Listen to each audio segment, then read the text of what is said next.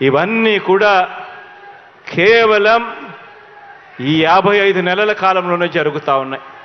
ఇవన్నీ కూడా ఎందుకు చెప్పాల్సి వస్తూ ఉంది అంటే ఆలోచన చేయమని చెప్పి మిమ్మల్ని అందరినీ కోరడానికి చెప్పవలసి వస్తూ ఉంది. ఎందుకు ఇవన్నీ చెప్పవలసి వస్తూ ఉంది అంటే రాబోయే రోజుల్లో ఇంకా ఎక్కువ అబద్ధాలు చెప్తారు, రాబోయే రోజుల్లో ఇంకా ఎక్కువ మోసాలు చేసే పరిస్థితి వస్తుంది. రాబోయే రోజుల్లో ప్రతి ఇంటికి కేజీ బంగారం ఇస్తాము అని చెప్పే నాయకులు వస్తారు. రాబోయే రోజుల్లో ప్రతి ఇంటికి ఒక బెంజ్ కార్ ఇస్తామని చెప్పే నాయకులు కూడా మీ ఇంటి దగ్గరికి వస్తారు.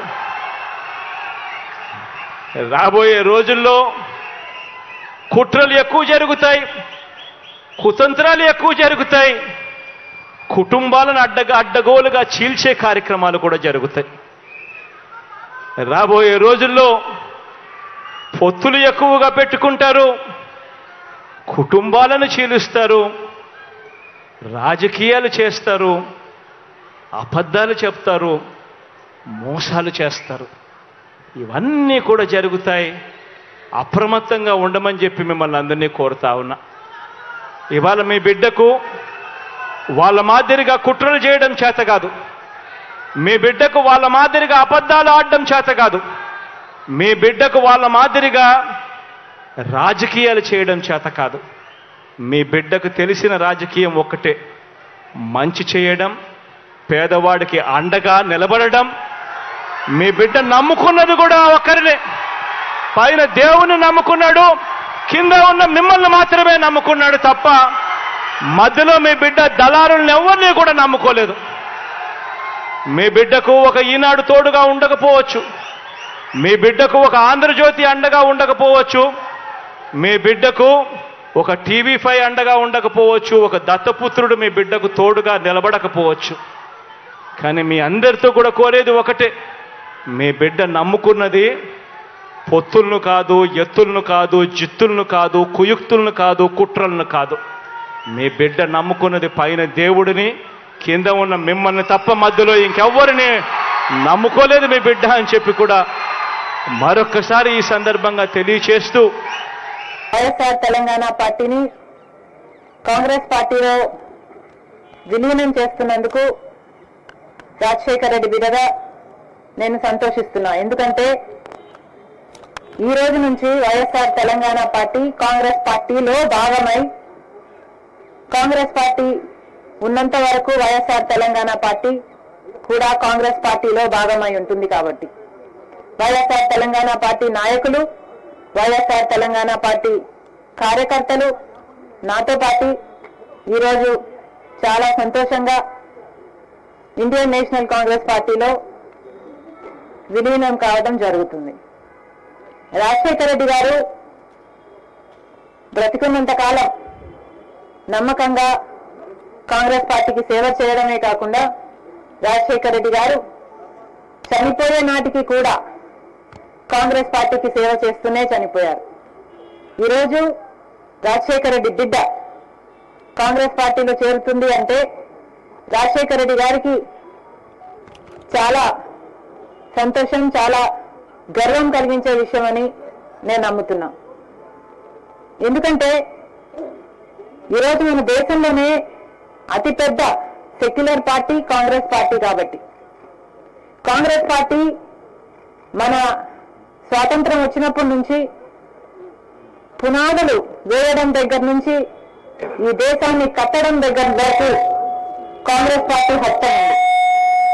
ప్రతి వర్గాన్ని కలుపుకుపోతూ, ప్రతి విశ్వాసానికి, ప్రతి ఫెయిత్కు నమ్మకం కలిగిస్తూ, ప్రతి సెక్షన్ ఆఫ్ ద సొసైటీలో కలుపుకుపోతూ ముందుకు వెళ్ళిన పార్టీ కాంగ్రెస్ పార్టీ.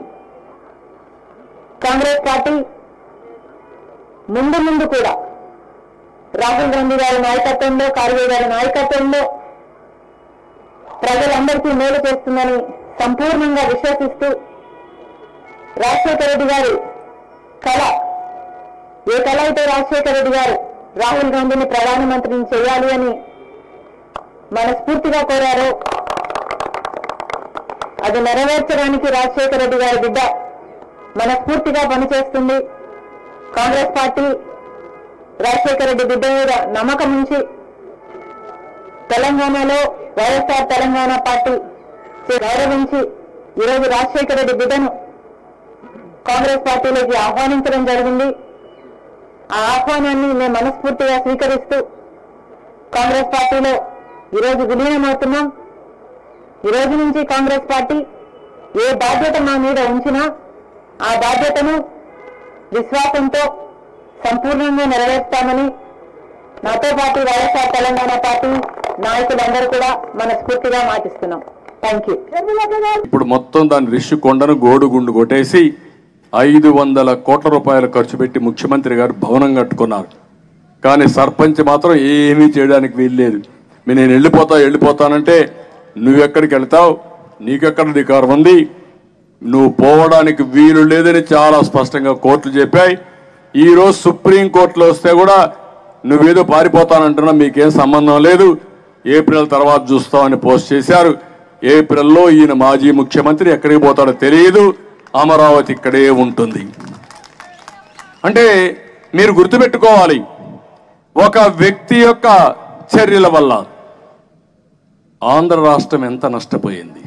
మాట్లాడితే అందరినీ విమర్శించడం, అన్ని రాజకీయ పార్టీలు విమర్శించడం ఒక అలవాటుగా పెట్టుకున్నాడు. చెప్పేటి అన్ని అబద్ధాలు. వాళ్ళ ఇంట్లో మనం చిచ్చు పెట్టామంట. వాళ్ళ ఇంట్లో మనం చిచ్చు పెట్టడం ఏంటి? మీ ఇంట్లో మీరు చిచ్చు పెట్టుకొని మా మీద పడతారేంటి? నువ్వు ఆ రోజు సమాధానం చెప్పు. జగనన్న వదిన బాణం అని అప్పుడు షర్మిల గారు రాష్ట్రం అంతా తిరిగారు. ఇప్పుడు రివర్స్లో తిరుగుతున్నారు. అది మీ కుటుంబ వ్యవహారం. మీ తల్లి మీ చెల్లెలు మీరు చూసుకోవాలి, మాకేం సంబంధం? అంటే ఏదో ఒక విధంగా వేరే వాళ్ళ పైన బురద జల్లేసి రాజకీయం చేయాలని రాజకీయం కాదని చెప్పి నేను మీకు తెలియజేస్తున్నా. ఎందుకు మాట్లాడానంటే ఈ విషయాలు కూడా నేను మాట్లాడేవాడిని కాదు. ఈరోజే ఏదైతే పెన్షన్ పెంచామనే కార్యక్రమంతో రాజకీయ పార్టీలను విమర్శించడం అనేది సబబు కాదని చెప్పి కూడా నేను మీకు తెలియజేస్తున్నా. ఏదేమైనా నేను ఒకటే మిమ్మల్ని కోరుతున్నా, సర్పంచులు మీరు ఆలోచించండి, గ్రామాల్లో ఉండడం ఆలోచించండి. ఈ రాష్ట్రాన్ని కాపాడుకునే బాధ్యత మీ మీద కూడా ఉంది. మిమ్మల్ని మీరు కాపాడుకోవడమే కాకుండా మీకు వారసత్వంగా వచ్చిన పంచాయతీల్ని అదే అధికారాలతో భావితరాలకి మీ తర్వాత వచ్చే వాళ్ళకి అందజేయాల్సిన బాధ్యత మీకుంది. అది ఈరోజు లేదు. దాన్ని చెప్తున్నా, వస్తానే మీకు అధికారం ఇచ్చి 3 ఏళ్లు అనుభవించలేకపోయారు. కడానా 2 ఏళ్లైనా పూర్వ వైభవం తెచ్చే విధంగా, మీ గౌరవాన్ని పెంచే విధంగా సర్పంచ్ అంటే ఈ విధంగా ఉండాలి అని చేసే బాధ్యత తెలుగుదేశం పార్టీ జనసేన ప్రభుత్వం తీసుకుంటామని మీ అందరికీ హామీ ఇస్తూ, మీరు కూడా ఈ స్ఫూర్తిని ఇక్కడతో వదిలిపెట్టకుండా ఈ డిక్లరేషన్ ఇంటింటికి తీసుకెళ్ళాలి. మీకు ఇచ్చిన అధికారాలు ఎందుకు పోయినాయో మీరు చెప్పాలి. 3 ఏళ్లు ఏ విధంగా మీరు పని చేయలేకపోయారో ప్రజలకు ఎక్స్ప్లెయిన్ చేయాలి. మళ్ళీ మేము పని చేయాలంటే ఈ ప్రభుత్వం పోవాలి, తెలుగుదేశం జనసేన ప్రభుత్వం రావాలి, అప్పుడే ఈ గ్రామానికి మంచి చేస్తామని మీరు చెప్పండి. ఆ పని మీరు చేయండి. రాజకీయాలకు అతీతంగా మీరు ఆలోచించండి.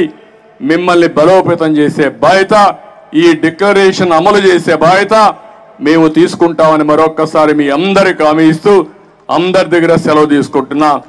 జై హింద్,